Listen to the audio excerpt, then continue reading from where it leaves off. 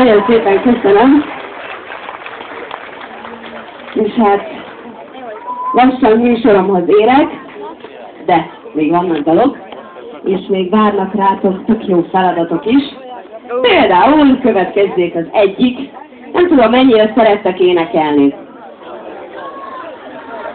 Jó legyen? Nem. Ez annyira érdekes, lányok. Jó, fiúk. Nem.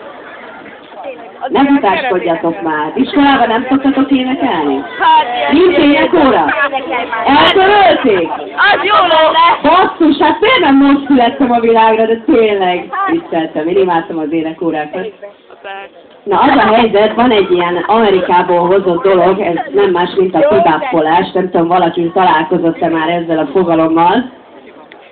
A két csaj azóta is nyomja a falnál, eszméletlen. Nézzük már őket. De milyen jó?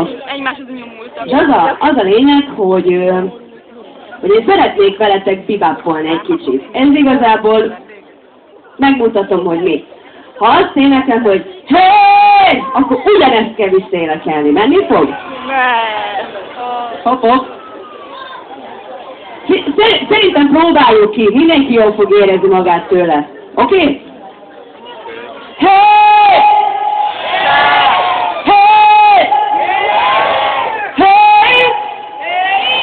Na, akkor próbáljuk még ezt hangosabban. Jó, hátsók is nyugodtan részt vehetnek ebben a buliban, szerintem tök jó. Na, akkor még egyszer. Hey! Hey! Hey!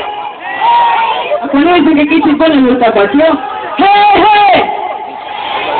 A dubappa! A dubappa! A dubappa! A perapopó! Perapopó! A perapopó!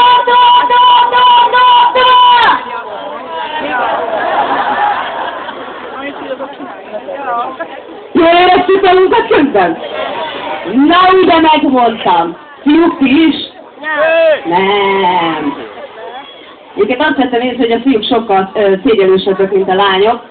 De most következzen egy dal, ami kicsit lassú, például a szerelmes párok tudnak kell lassúzni egyet. Gyerekek addig adjátok oda valakinek. Jaj, de Kuki mutatja, hogy kisgyerek. Hány éves? 3. Nőnek, mint a gomba.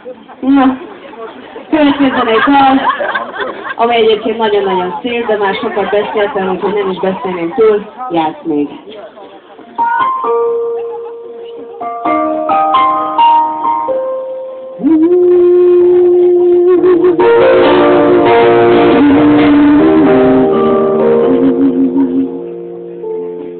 Aki nagyon is játszott az élet hallamán.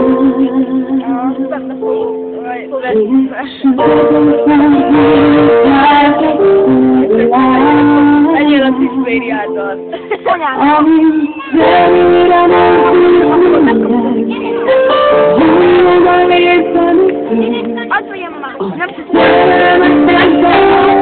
Ez is, hogy csináltad nagyon. Bármit van, s bármit van,